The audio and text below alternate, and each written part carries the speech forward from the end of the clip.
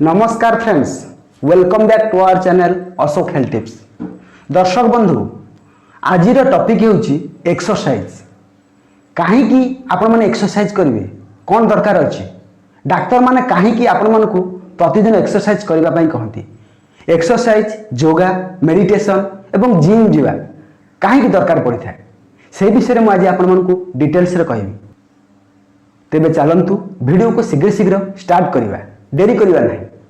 प्रिय दर्शक बंधु, आज मॉडर्न सोसाइटी, आज मॉडर्न लाइफस्टाइल आम मानक अनेक रोगर शिकार करने को पड़ुछि। आम मानक अनेक रोगरे पकाउछि।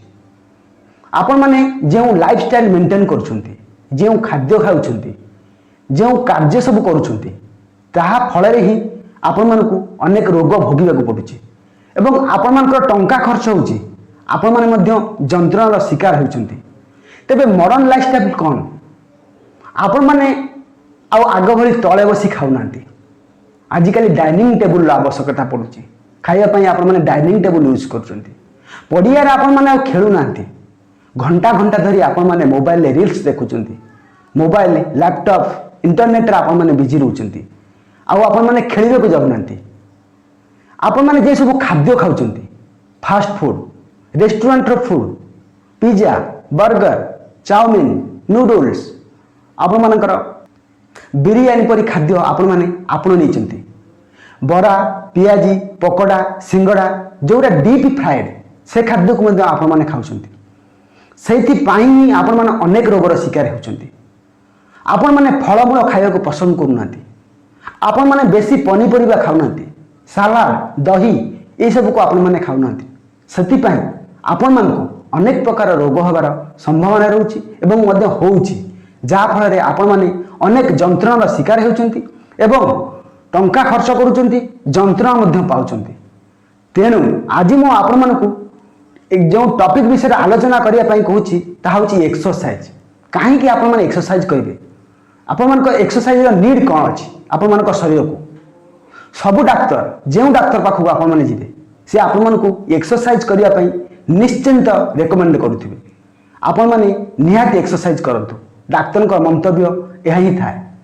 तबे एक्सरसाइज काहे कि करिवे? देखंतु, आपण माने जे सब खाद्य खाउछंती ताहा कोन अपचय हवा दरकार बा काम रे लागिबा दरकार। आपण माने तो शारीरिक परिश्रम करूनांती, बिल रे जे काम करूनांती, आपण माने तो जे खेलुनांती, इंटरनेट रे बिजी रहउचंती। से खाद्य काम रे लागियो केमिति? से खाद्य अपचय हेबो किपरि? आपण मानकर मेटाबॉलिज्म प्रोसेस स्पीड हेबो किपरि? पाचन प्रक्रिया केमिति त्वरान्वित हेबो? हेई पारु नाही। तेनु आपण मानकु एक्सरसाइज आवश्यकता अछि, कसरत करिवार आवश्यकता अछि, योगा मेडिटेशन आवश्यकता अछि। एक्सरसाइज कले आपण मानक शरीर बहुत फास्ट हो जाई थाए, ब्लड सर्कुलेशन ठीक ठाक होई थाए। आपण मानक शरीर को सफिशिएंट अमाउंट रो ऑक्सीजन मिली थाए। आपण मानक इंटरनल ऑर्गन सब ठीक ठाक फंक्शन करि थांती। हार्ट बीटिंग मध्य ठीक रही थाए। से फिर योग मध्य आपण मानक शरीर को अनेक फायदा देबो। मेडिटेशन मध्य भी अनेक फायदा देबो। योग कले आपण मानक निश्वास प्रश्वास स्पीड रे चलिबो। आपण मानक इंटरनल ऑर्गन को ऑक्सीजन बहु मात्रा रे मिलिबो, जहा फल रे आपण मानक समस्त सेल बा शरीर रो सेल गुडी सब कार्यक्षम हेबे। ओबेसिटी आपण मानक शरीर देखा दिबो नाही। आपण मानकर हृदपिंड बा हार्ट ठीक ठाक संचालित हो पारिबो। आपण मानकर कोलेस्ट्रॉल कमिबो। आपण मानकर पाचन प्रक्रिया मध्य त्वरान्वित हेबो। तेनु प्रत्येक दिन आपण माने एक्सरसाइज करबा को पड़िबो। कोन करिवे ना, प्रत्येक दिन सखाळु आपण माने उठिबे, 5टा रे उठिबे, निजर नित्यकर्म सारिबे, वाशरूम जिबे, काम सारिबे। तापर आपण माने 30 मिनिट एक्सरसाइज प्रत्येक दिन करंतु। देखिबे आपण मानकु शरीर केते सुंदर लागिबो, केते सुस्थ लागिबो। तापर मते निश्चय आपण माने कमेंट करिवे। एक्सरसाइज करिया परे आपण मानक शरीर केते सुस्थ लागुची आपण माने निश्चय कमेंट करबा को भूलिबे नै। एवं आम चैनल अशोक हेल्थ टिप्स को सब्सक्राइब करी थम्स अप बेल ऊपर क्लिक करिवे, जा फल रे मु जेतले नुवा नुवा वीडियो अपलोड करिवि आपण माने सब प्रथमे पाई परिबे। देखन दर्शक बंधु, एक्सरसाइज किंती करिवे? आपण माने जे प्रकार एक्सरसाइज शिखजंती, एरोबिक एक्सरसाइज हो, स्विमिंग हो, रनिंग हो, जहाँ भी हो, एक्सरसाइज आपण माने 30 मिनिट करंतु। कले आपण मानक फायदा ही फायदा मिल पारिबो। देखन दर्शक बंधु, सप्ताह को आम शरीर को 150 ମିନିଟ୍ସର ଏକ୍ସରସାଇଜ ଆବଶ୍ୟକତା ରହିଛି। ତାହେଲେ ଆପଣମାନେ ସପ୍ତାହକୁ 5 ଦିନ ଏକ୍ସରସାଇଜ କରିବେ, 2 ଦିନ ରେଷ୍ଟ ନେବେ। ଲଗାତାର ଆପଣମାନେ 2 ଦିନ ରେଷ୍ଟ ନେବେ ନାହିଁ, ଦିନେ ଛାଡ଼ି ଦିନେ ରେଷ୍ଟ ନେବେ। ସପ୍ତାହକ 7 ଦିନ, 7 ଦିନ ଭିତରୁ ଆପଣମାନେ 2 ଦିନ ରେଷ୍ଟ ନେବେ, ଦିନେ ଛାଡ଼ି ଦିନେ, ଏବଂ 5 ଦିନ ଆପଣମାନେ ଏକ୍ସରସାଇଜ କରିବେ। ଏକ୍ସରସାଇଜ କଲେ ଆପଣମାନଙ୍କର ବ୍ଲଡ୍ ସାର୍କୁଲେସନ୍ ଠିକ୍ ଠାକ୍ ହେଇଯିବ, ଡାଇବେଟିସ୍ ନିୟନ୍ତ୍ରଣରେ ରହିବ, ଆପଣମାନଙ୍କର ଯେଉଁ ହାଇପର ଟେନସନ୍ ବା ହାଇ ବିପି ନିଶ୍ଚିନ୍ତ ନର୍ମାଲ ହେବ, ଏବଂ ଅନେକ ପ୍ରକାର ରୋଗ ଯାହାକୁ ଆପଣମାନେ ବିଶ୍ୱାସ କରିପାରିବେନି, କ୍ୟାନ୍ସର ମଧ୍ୟ ଏକ୍ସରସାଇଜ କରିବା ଦ୍ୱାରା ଭଲ ହୋଇଥାଏ। ଏକ୍ସରସାଇଜ କଲେ ଆପଣମାନଙ୍କ ଶରୀରରୁ ଝାଳ ନିର୍ଗତ ହେବ, ଆପଣମାନେ ଯେଉଁ ଖାଦ୍ୟ ଖାଇଥିବେ ତାହା ଅପଚୟ ହେବ, ଏବଂ ଆପଣମାନଙ୍କ ଶରୀରରେ ଆଉ ଚର୍ବି ଏଣେ ତେଣେ ଜମା ହେବ ନାହିଁ, ଆପଣମାନେ ବେଶୀ ମୋଟା ହେବେ ନାହିଁ।